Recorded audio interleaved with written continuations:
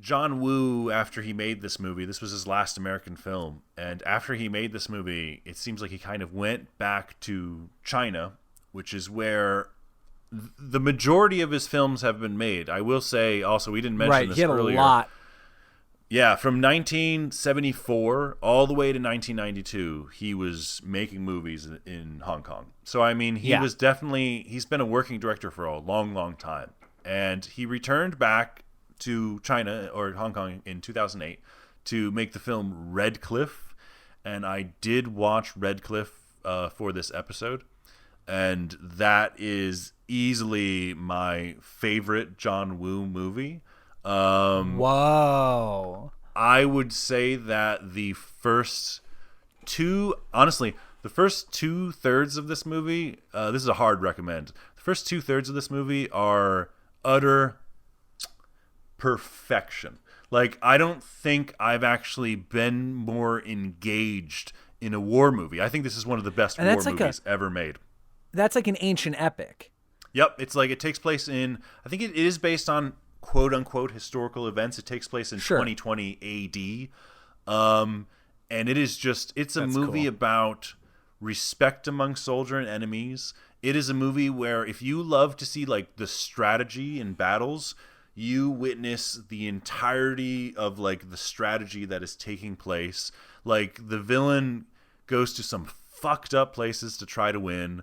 Ultimately, oddly enough, I think usually for John Woo, the third act is his strongest suit.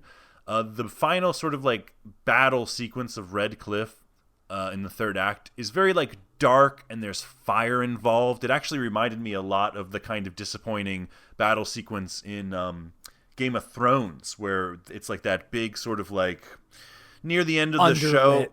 Yeah. It just wasn't really interesting, and sometimes the cutting was confusing, so you didn't understand quite what was going on. But even with that third act kind of not being as tight as the first two, it is really one of the best war movies I've ever seen, and definitely my favorite John Woo movie. I haven't seen part two. There apparently is a part one and a part two. I was going to say, he directed a part two. He directed a part two. I've heard that is not as good.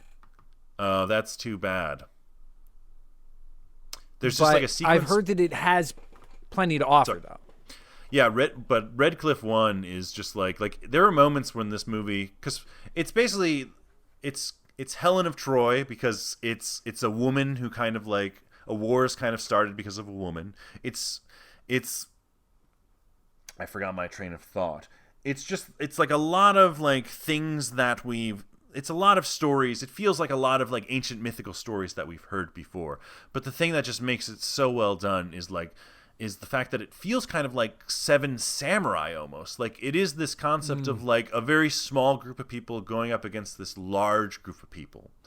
And even though there are soldiers, there are also the kind of great warriors of the sides. And there are like sequences where at one point, like, they like the kind of good army. Sorry, I'm going into this film, but the kind of like good army side, the Han Dynasty side, I believe, they sort of like entrap the soldiers in this kind of circle by like using their shields to kind of like block them in.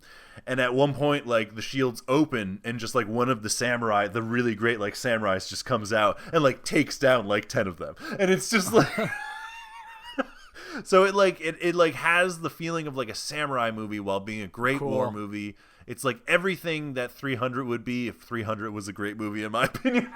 And was shot in locations. Yeah. And also one of the best integrations. I wanted to bring this movie up because of a recent episode, Justice League. This is how I think a movie should incorporate slow motion. The slow motion in this movie is so incredible. It is. I think it's John Woo's masterpiece, man. I think it's fucking his masterpiece. Like, it is. That's cool. It is so great. Hard recommend for anyone who likes John Woo or anyone in general. Red Cliff, 2008.